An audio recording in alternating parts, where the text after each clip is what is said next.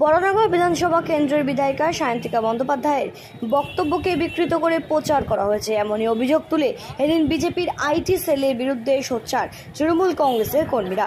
বরানগর বিধানসভা কেন্দ্রের অন্তর্গত এক বিজয় সম্মেলনের অনুষ্ঠানে বিধায়িকা সায়ন্তিকা বন্দ্যোপাধ্যায়ের বক্তব্যকে বিকৃত করে তার ব্যক্তিত্বকে ক্ষুণ্ণ করার চেষ্টা করছে বিজেপি।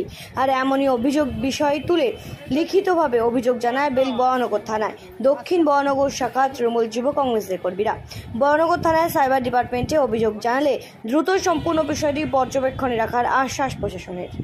ইতিমধ্যেই আপনারা জানতে পেরেছেন এবং গণমাধ্যমে দেখতে পেয়েছেন যে সায়ন্তিকা বন্দ্যোপাধ্যায়ের বিরুদ্ধে, যিনি বরানগরের মাননীয় বিধায়িকা এবং একজন সর্বোপরি সবার আগে একজন মহিলা, তার বিরুদ্ধে বিজেপির আইটি সেল, বিজেপির সমর্থক এবং বহু ফেক প্রোফাইল খুলে বিজেপির তরফ থেকে বিভিন্ন কুরুচিকর মন্তব্য দীর্ঘদিন ধরেই করা হচ্ছে। কিন্তু এই 17 ঘন্টা আগে একটি মন্তব্য করা হচ্ছে যা বাচ্চাদের জন্য খুব ক্ষতিকারক এবং যেটা দেখা যায় না, যেটা বলা যায় না। তার বিরুদ্ধে আমরা আজকে এখানে এফআইআর করতে এসেছি, যারা এগুলো করছে। আর আমরা এখানে এফআইআর করতে এসেছি, আপনারা দেখতে পাবেন আমাদের সাথে কিন্তু তৃণমূল কংগ্রেসের পতাকা নিয়ে আসেনি। আমরা সাধারণ নাগরিক হিসাবে একজন মহিলার বিরুদ্ধে একটি রাজনৈতিক দল যেভাবে দীর্ঘদিন ধরে ব্যক্তিগত আক্রোশ এবং রাজনৈতিক আক্রোশ মেটাচ্ছে, নারীর শক্তি, নারীর মর্যাদা রক্ষার্থে একজন নারীর জন্য আমরা এখানে এফআইআর করতে এসেছি। যেখানে বিজেপি সেখানেই মহিলারা সুরক্ষিত নয়, এমনই অভিযোগ তৃণমূলের। রাজ্য দেশ জুড়ে ধর্ষণ যেভাবে সামাজিক ব্যাধির মতো ছড়িয়ে পড়ছে, সেখানে দাঁড়িয়ে বারবার যদি এই ধরনের কথাবার্তা প্রকাশ্যে লেখা হয় তাহলে সেটা বাড়ির বাচ্চাদের জন্য খারাপ শিক্ষা দেবে, এমনই অভিযোগ তৃণমূলের। নারীর মর্যাদা রক্ষার্থেই প্রতিবাদ বলে জানান এদিন বরানগর তৃণমূল যুব কংগ্রেসের কর্মী সমর্থকরা।